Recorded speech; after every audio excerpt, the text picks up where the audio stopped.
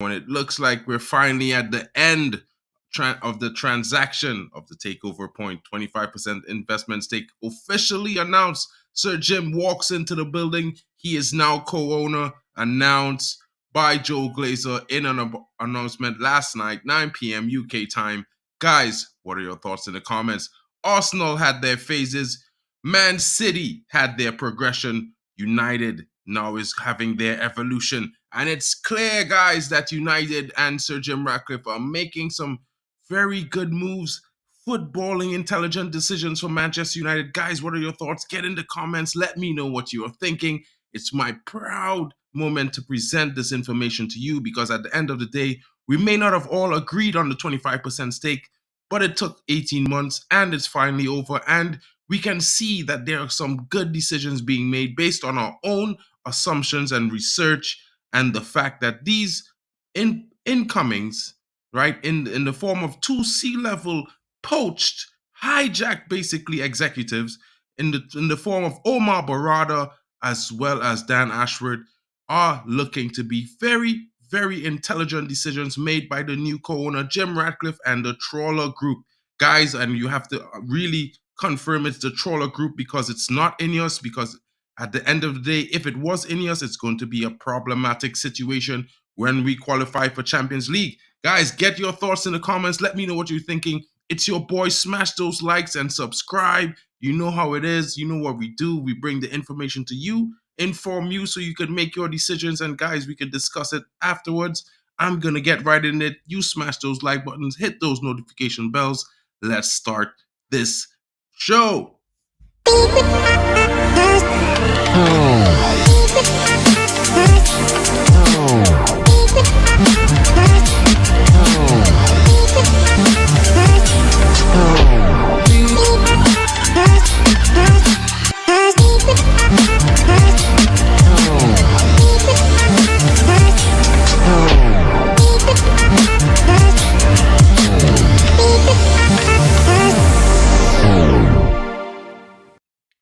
And guys, you know I am back. Back we are, and you know what it is, guys. It's how it is. It's the work. It's the word of the day. Let's get into the show and let's see what's happening right now as I bring to you this presentation. Let's see how it goes. And it's announced Joe Glazer issues statement as Sir Jim Ratcliffe completes purchase of Manchester United stake. Guys, great news. Look at that picture. Looks like a decent trio. Two guys in spectacles and one guy in the middle looking smartly. What's going on, guys? What are your thoughts? Let's get right into this information. The Glazers family has broke their silence after Manchester United confirmed that Sir Jim Ratcliffe is now officially a co-owner of the club. For the first time since 2005, the structure of Manchester United's ownership has a significant other than the Glazer family. It's not ideal, but it's better than what it was when we had the Glazers in full control of the club, and that is 100% true so far, based on decisions made. On Tuesday night, the Glazers issued a statement that read, Manchester United is pleased to confirm that Sir Jim Ratcliffe has completed his 27.7 acquisition stake of the club. Following approvals, all conditions, including the FA and the Premier League, the deal was agreed on Christmas Eve. It is worth 1.03 billion Sir Jim Ratcliffe will also make further investments towards the club's infrastructure. Speaking about the deal, United's executive co-chairman Joe Glazer said, I would like to welcome Sir Jim Ratcliffe as co-owner and look forward to working closely with him and Ineos Sport to deliver a bright future for Manchester United. It's an exciting time at United because all fans are hoping for a brighter future under Ratcliffe. Of course, the proof is always in the pudding, but Ineos are trying to attract the best in class for their recruitment team moving forward, with attempts being made to hire Dan Ashworth as sporting director following Newcastle's decision to place him on gardening leave. Omar Barada will also be joining from Man City as chief executive officer. Subscribe, guys. You know what it is? You know, this is, how exciting is this news, guys? How exciting is this news? You know what I mean? It's one of those things. It's one of those things. Let's get right into some other information coming in, and I'm just going to go really quickly and switch right to this tab. Just the beginning, Sir Jim's rallying cry to Manchester United supporters. It's been a long time coming, 18 months, but Sir Jim Ratcliffe's partial takeover of Manchester United has now been fully ratified. According to Sky Sports, Trawler Limited, a company that's wholly owned by the Ineos founder, received FA and Premier League approval last week. What does that mean for the club?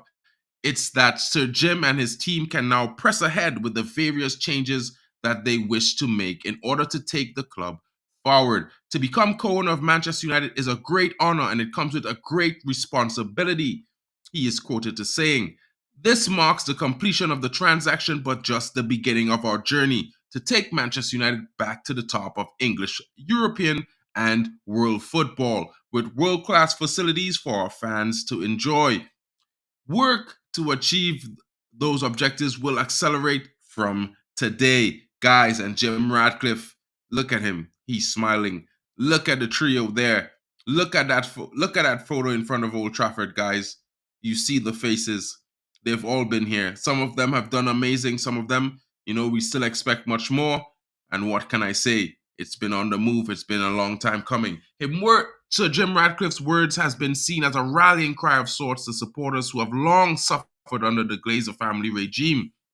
The ill feeling towards the Glazers isn't something that can continue if Sir Jim Ratcliffe is to be able to achieve everything that he is setting out to do. Guys, this is definitely sounding pretty nice because you know what? It might just mean that it marks the end of the Glazer regime. Guys, before I get into your comments, I'm going to switch right into this bit of news breaking right now as Manchester United ask Gary Neville to help regenerate Old Trafford. What does this mean, guys? Manchester United have asked Gary Neville to regenerate Old Trafford. Neville has been invited by the club to join a newly devised committee which will make plans and key decisions on how the tired stadium is improved, as well as how the surrounding area is developed according to the Times. Neville is open to the idea of participating so long as his role does not create conflict of interest with his work as an analyst for Sky Sports. And that sounds pretty good. Let's hear what's going on here. So Jim's purchase of the quarter of Manchester United was confirmed on Tuesday, and the petrochemical billionaire is determined to make a quick impact on all aspects of the club on and off the pitch. Neville has been a staunch critic of the Glazer family, who have allowed Old Trafford to degrade over the past decade and have failed to invest in the land around the ground, which the club also owned. But the Glazers are taking a step back, and Ratcliffe's Trawler Group are now leading much of the operational aspects at United. Ratcliffe is considering whether to renovate the existing stadium, as Liverpool have done to the Anfield in stages over the past few years, or at a considerably more cost. Whether to build a new state-of-the-art stadium beside Old Trafford, as Tottenham Hotspur have done at White Hart Lane. Across town, Manchester City's Abu Dhabi owners have invested hundreds of millions into regenerating the area immediately surrounding the Etihad Stadium, and there is scope for something similar around Old Trafford, on land which is largely unused. Neville is already invested in the area with co-ownership of Hotel Football and University Academy 92 nearby. Guys, these are exciting times for Manchester United. What are your thoughts? Let me know in the comments what you're thinking. Let's get right into it. Big ICGB is coming in. Good morning to you, my brother. Hope you are well. Man, I did get some sleep, but I had some stuff to do this morning. Finished quite late. Now I'm here. Really like the wording co-ownership instead of minority investors. Well, to be fair, it is co-ownership because he's 27% stake in, and the Glazers will now, they have what now? 40-something percent, 43, I think, of overall. That was supposed to be something like 69. Big up to you. Ahoy, Jim lad. Apologies, been watching pirate films. Big up to you. Big up to you guys. ManUnited, Mark N, control your excitement for Sir Jim. We are still where we are. I'm not excited about Sir Jim. I'm just excited that the process is finally over, to be fair, my bro. It's a long road ahead, but you know what? At least we're not standing still. We at least took a step forward as the process has become finalized, and now we can see what the moves are going forward. Now we're actually stepping forward now. So that's why I'm excited. I'm not really excited about Sir Jim. At the end of the day, I'm still waiting to see what he does, and then I'm gonna decide and make my opinions and criticisms and comment on it. Compost is not excited at all. Everything he's doing so far, anyone can do. Yeah, I kind of agree with that, because I would not take away from the fact that it's very possible that if it was Qatar or someone else, they would most certainly do the same thing. At the same time, I would have to say that when he appointed Omar Barada, it was unexpected. I would have to say that getting Dan Ashworth, even though I'm kind of critical of that in that person, it's for me, it's also a very good decision. Now let's see how he moves from here.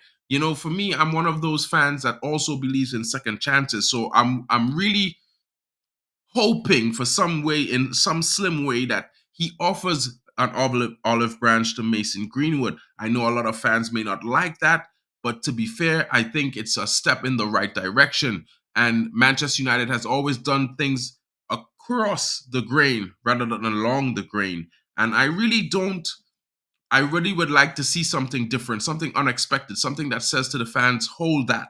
Says to the world, hold that. Says to the world, we are Manchester United and we dictate the path that we walk ahead. And I think that bringing him back and even probably giving him the number 7 would be a great way to stand and make a great statement, because the youngster has shown he has the ability to come back fighting with his performances week in, week out in Spain. And a lot of people might criticize it, but he's been watched by all the top teams. Lots of scouts are visiting, because you know what? He is one of the best players in La Liga this season. Big up to you, Compost Smurf. A long road ahead. It certainly is. We are just at the beginning. And it's fitting because, like I've always kept saying, we're, 1.5 seasons into a rebuild. It's fitting that we are finally getting a structure at this point. Midway through Eric Ten Hag's initial contract, I think it's fair. And I think it's only fair to him that he gets to finish his contract before we make a actual critical decision on his tenure. Because at the end of the day, we've seen what he can do, and we've seen that what he has done at Ajax with a structure behind him, and with the kind of structure that we're currently building, I think most certainly it's going to benefit him, benefit our squad, and benefit the progression of football and the evolution of Manchester United. Qatar would certainly have acted more, because we already know Qatar would have cleared the debt instantly. So, yeah, but at the end of the day, Manu Tata, this is the reality. This is what we are dealing with. This is what we have in front of us. So at least we could sit back and see how it works. At the end of the day, it's one of those things where we can be disappointed that we didn't get a full sale, but at the same time, don't close your mind to the opportunity that's in front of you. Maybe it actually works out well for us. So let's be a little bit positive, see how it goes before we actually get giddy. So, yeah, I know all I'm saying is we should be happy that the process is actually over, because now it's like a weight that would also be lifted. Now there's confirmation that everything could go forward. You know what I mean? And you never know, maybe in the coming weeks we might see a lot of movements taking place. So, like Compost, don't trust the shady petrochemical billionaire, but let's see what he does. We are going to sell Greenwood for a pittance. Man, that would be the biggest mistake of Manchester United and Sir Jim Ratcliffe. I think if he was to do something like that, I think a lot of players would lose their faith in the club as an entity that will have the courage to back them. You know what I mean? A lot of fans think about the facial image, their image, what rival fans think, but they don't think about the club as a company or as a unit that has a duty of care to the players before the fans, because at the end of the day, the players are employed by the club.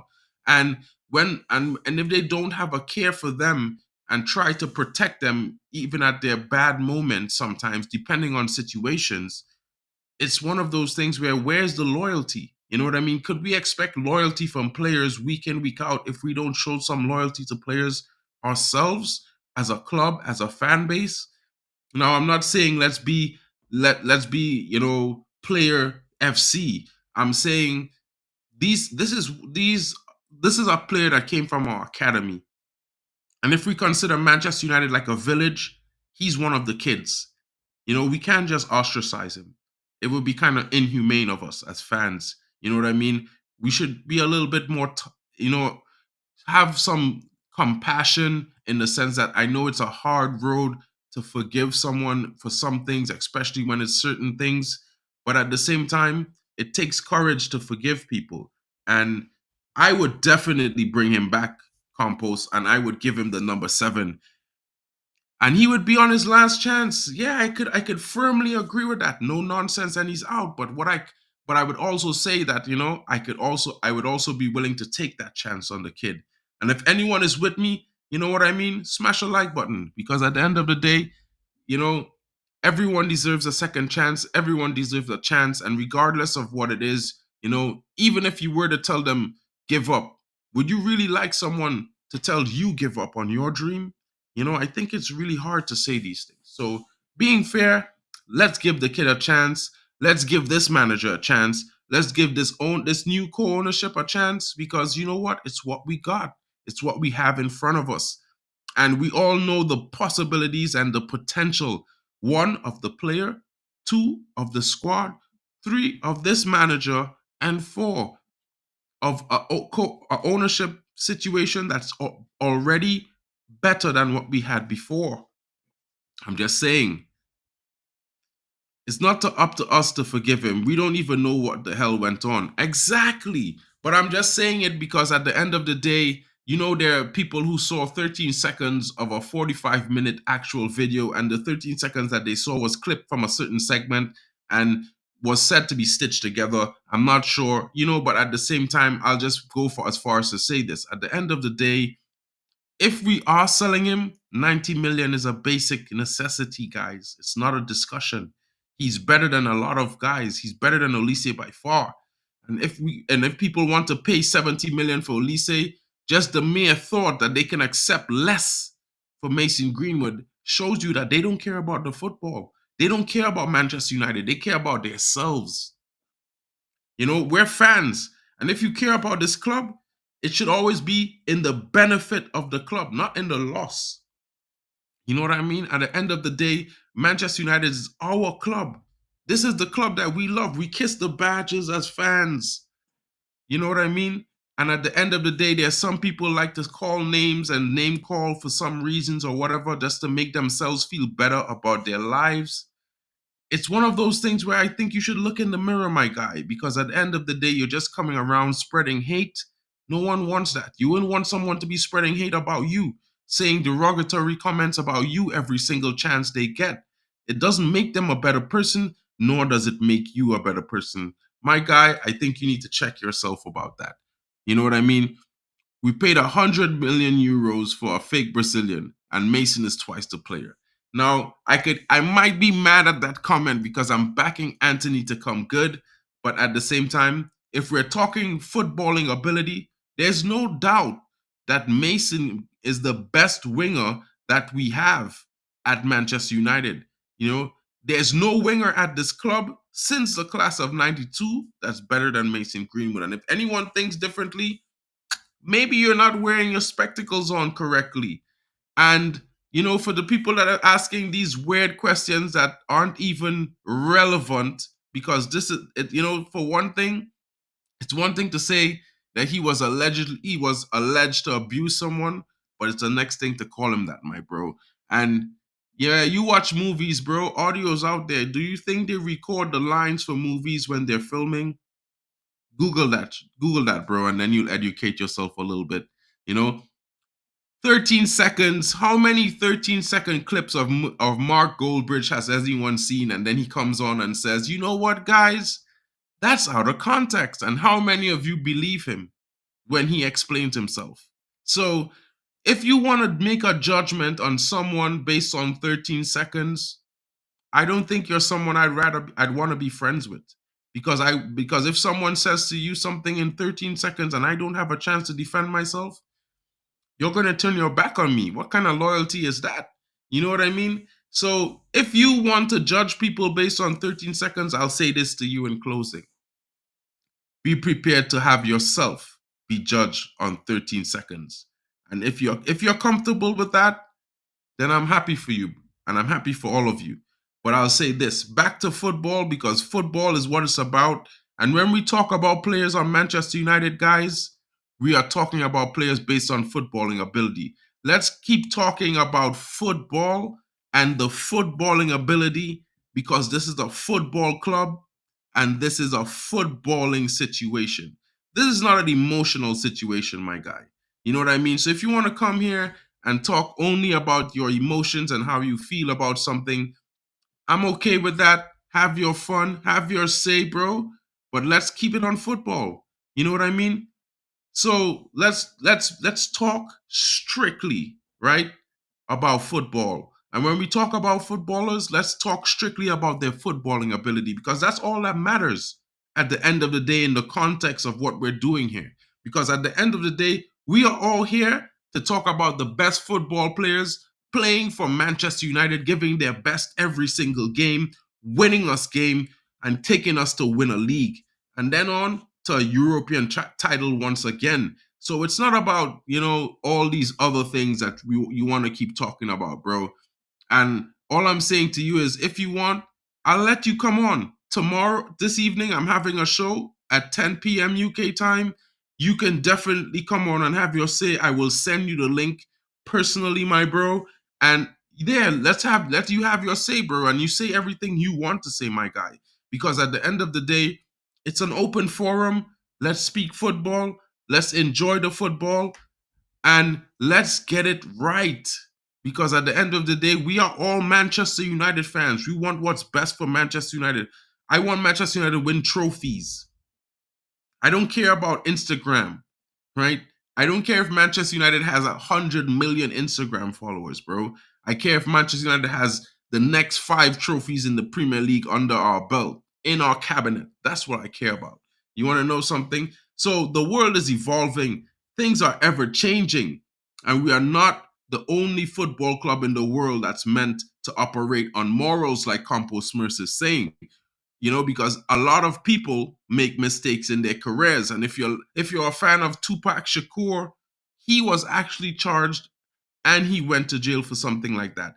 So, you know, if you're a fan of lots of actors and movie stars, you need to check up their backgrounds, because a lot of them have these things.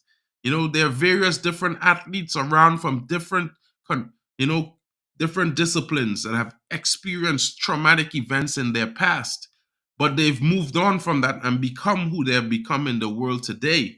So you have to look at it like this, right? The world moves on, it revolves.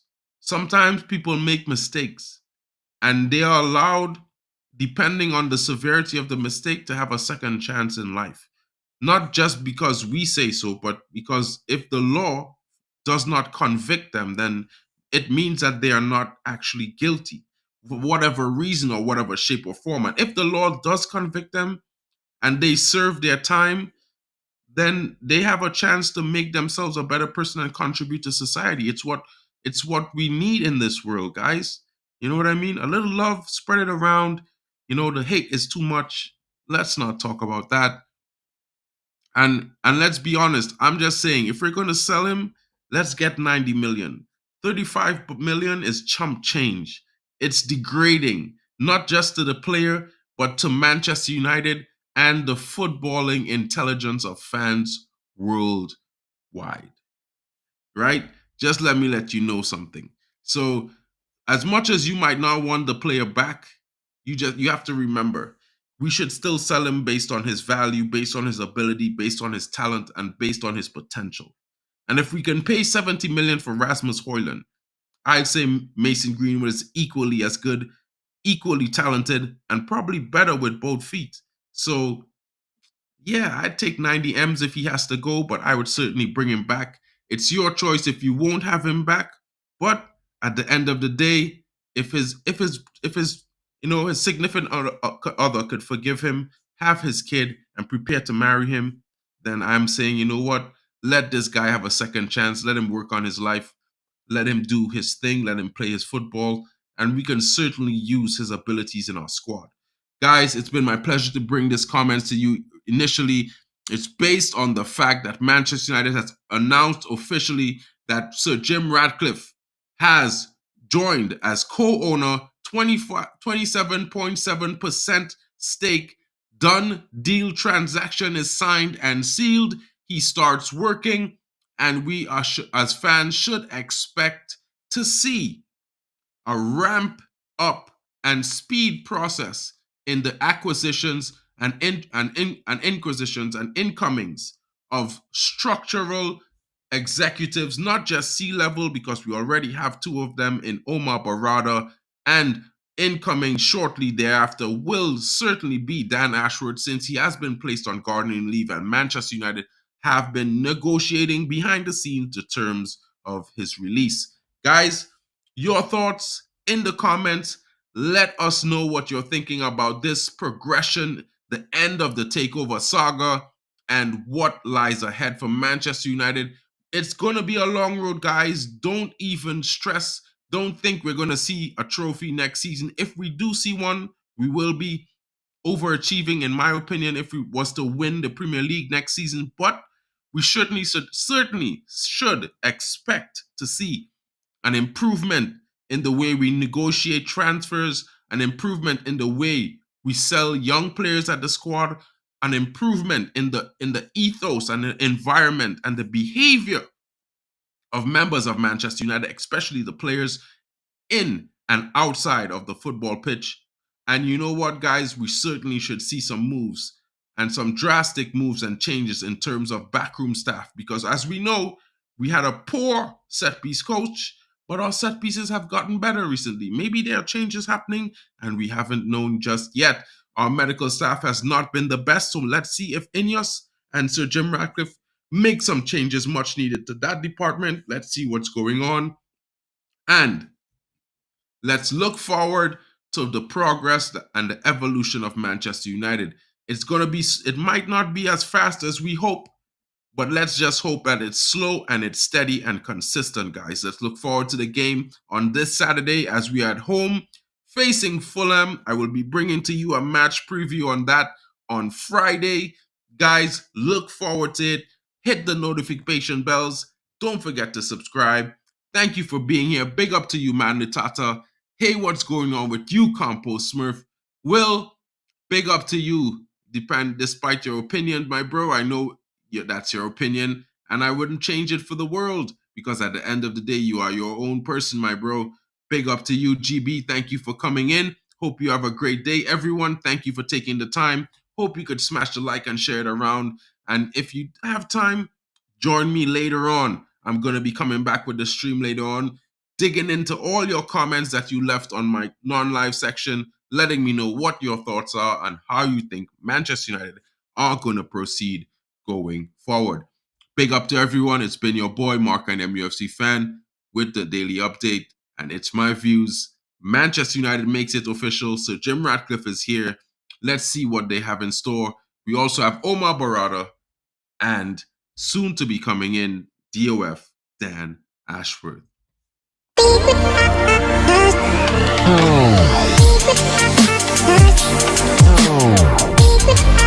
Oh.